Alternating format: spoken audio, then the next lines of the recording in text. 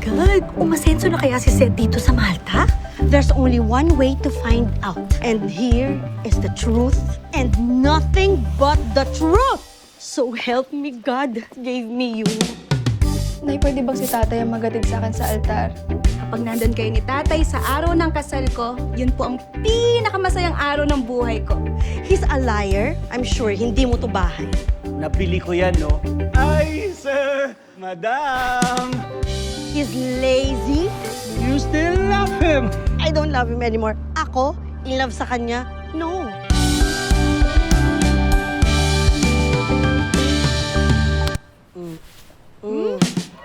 Ayoko makulong si Essie sa kasal na hindi siya handa.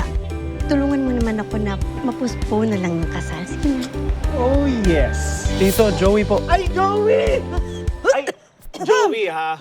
Huh. From the director of I'm Drunk, I Love You, J.P. Haba. Sabi nga nila, marry your best friend. Nangyari.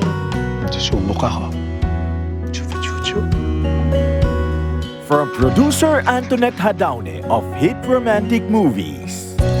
Hindi man ako naging mabuting asawa sa'yo. Gusto kong gawin ang lahat para maging mabuting ama sa anak natin. Pakiramdam ko, ang dami kong pagkukulang. This Valentine's, may mga magbabalik na feelings and lovers. Kahit anong ganda ng past, dapat mag-move on. Juan Carlos, Loisa Andalio, and your OG rom-com royalty, Jolina Magdangal and Marvin Agustin. Iba ang mabuting mag-asawa sa mabuting magulang.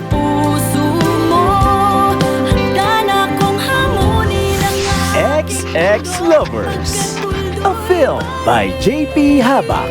Kita Kids this February 12, 2025. My loves, ang ganda-ganda mo. Ayaw! Ganda-ganda! Pag naka-filter.